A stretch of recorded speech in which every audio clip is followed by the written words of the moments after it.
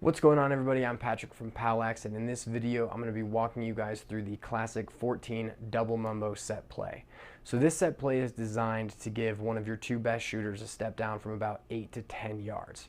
So it's run out of a 1-4-1 with one player up top, most likely a midi, four players across about 3 to 4 yards above GLE with probably two middies and two attackmen, and then one player at X, most likely an attackman, who's going to be just behind the crease.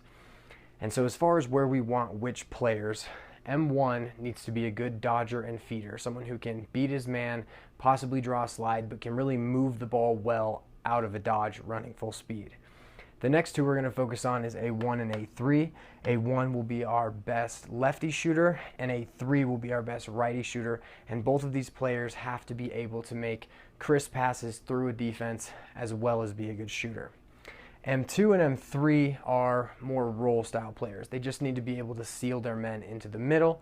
And then A2 is going to be our sneaky player, someone who really knows how to read the field and defenseman, so that if his defenseman leaves him, he can sneak and possibly accept a feed from M1. He also needs to be aware of whether a shot is coming because he has backup responsibility.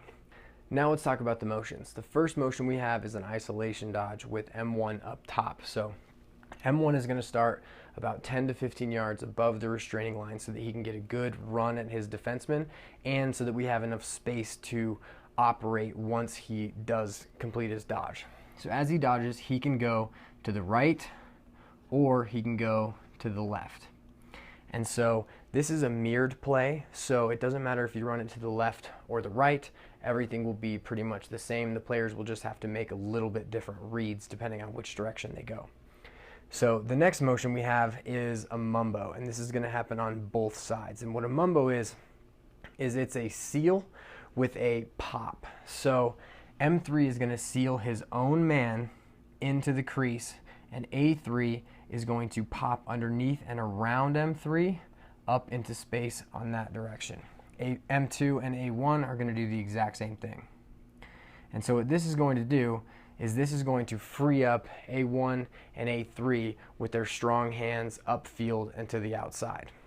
The final part of the motion is A2. He can sneak to either side he wants to, and really what he's looking at is where his own defenseman is going to help. Because if one of these four hypothetical defensemen decides to slide, one of these four players is going to be open, and so that player is probably going to try to help, which means if A2 can sneak, we may have a really nice feed from M1 straight through to A2. Now we're going to put everything together and go over how the play should look. So first, we've got M1 and he starts his dodge. Let's say, for instance, he decides he's going to go to his right.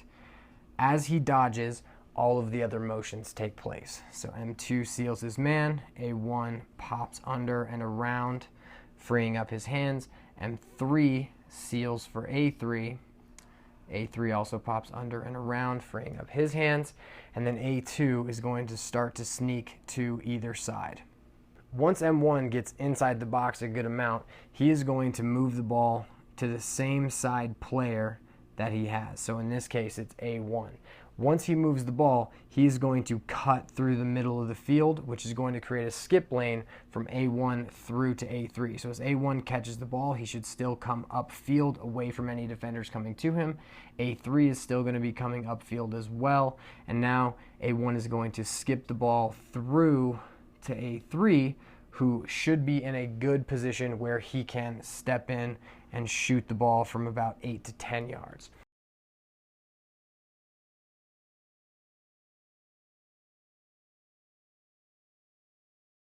There are a couple other parts of this play that we want to make sure to mention. One of the things is that as M2 and M3 are sealing their men, if their guy decides to jump out to play either A1 or A3, they need to be available inside on a slip so that if they do become open, A1 can throw it straight to them instead of throwing it to A1 or A3. The next thing is, as we mentioned before, if A2's man is just sneaking upfield, M2 can definitely zip it through to A2. The final thing I want to mention is that sometimes we don't even need to skip the ball through to the opposite sides. Oftentimes, whoever is on the side that M1 is dodging to, in this case A1, as he curls around M2, he may catch the ball in a shooting spot with time and room without needing to skip the ball through. Hope you guys liked the video. You can also download a free PDF explaining the 14 double Mumbo set play at POWLAXmastercoach.com by signing up for a free membership. Have a good one. I'll see you guys in the next video.